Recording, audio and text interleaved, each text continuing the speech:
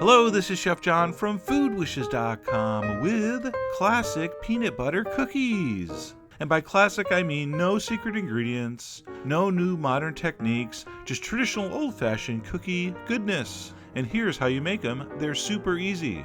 All right, into the bowl of our electric mixer, we're going to add some room temperature butter, some white sugar, some packed brown sugar, and of course, peanut butter. And I'm using the creamy style. You can use chunky if you want. And by the way, you don't want any fancy peanut butter here. I don't want to give the brand of the one I'm using, but it's really fast to find in the supermarket. In fact, you'll find it in a jiffy. I know that wasn't really a pun, but we haven't used that sound effect in a while, and I missed it. We're also going to add some salt, some baking powder, and baking soda. All right, so we're going to put on our paddle attachment, and we're going to cream the butter and the peanut butter together with the sugars. We're going to start slow so as not to have chunks of butter flying into our face. But once it starts to cream together, you can crank it up a little bit.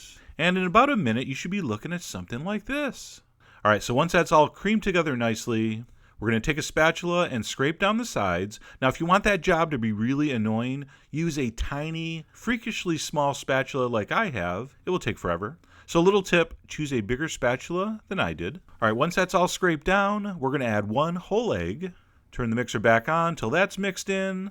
Same way, start slow and high. And that's only going to take about a minute to mix in. Oh, and by the way, one tip if you're making these in a kitchen where someone's making chocolate fudge cookies, be really careful you don't bump into them. Anyway, at that point, we're going to add the last ingredient, which is the flour. So I'm going to dump it all in. Again, we're going to start off on slow. And when it looks like that, it's not quite all mixed in. You can still see some flour. I'm going to stop it. I'm going to scrape down the sides, scrape down the paddle. All right, and then we're going to give this one last little quick mix. And we don't want to overmix, although that's not really a major issue with peanut butter cookie dough. All right, so once all that's cleaned up and scraped down, I'm going to put the paddle back in and just give it a couple more turns. All right, just like that. And that cookie dough is done. All right, so you're going to clean off your paddle, of course. You're going to scrape all the sides down, form that into a nice ball of dough, and then cover tightly with plastic wrap and refrigerate this for at least 2 to 3 hours. All right, the longer the better. You want this very, very cold before we shape our cookies. All right, so find something to do for about 3 hours. May I suggest a game of Monopoly? So enter Food Wishes time machine. It is now 3 hours later. So I'm going to take a half sheet pan. I'm going to cover it with my silicone baking mat. I'm also going to take one of these, sorbet scoop, which I think makes forming the cookies really simple. And not so much simple as it makes them all the same size. All right, now if you just want to go by eye and use a spoon and serve cookies that are different sizes, like some Savage, go ahead. But I think you should pick up one of these so your portions are nice and even. And once they're scooped, we're going to take that and with our palms, we're going to roll that into a very smooth ball. One tip, if you put a little bit of water on your hands and they're a little bit damp, you'll get a beautifully smooth surface. So once your cookies are scooped, rolled, and placed on your cookie sheet, the most fun part, the old Stampa Stampa. And to do the old Stampa Stampa, you're going to want to take a fork, press it down into the cookie dough about halfway down, turn it, and do the same thing 90 degrees that way. And that's how you get the signature peanut butter cookie crosshatch mark.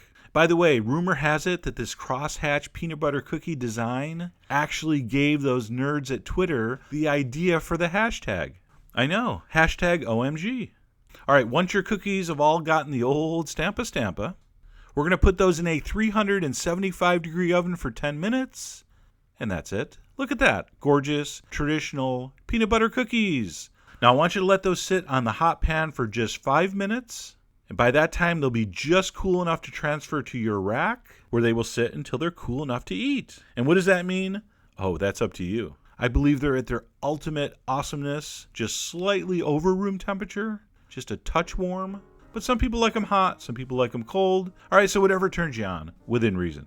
And that's it. What else can we say? A delicious, classic American cookie, soft, moist, rich in the middle, slightly crispy around the edges, just a perfect combination of textures, and that deep, not too sweet, very satisfying, nutty flavor, just a classic cookie lover's experience. So if you've never made homemade peanut butter cookies before, I hope you give these a try.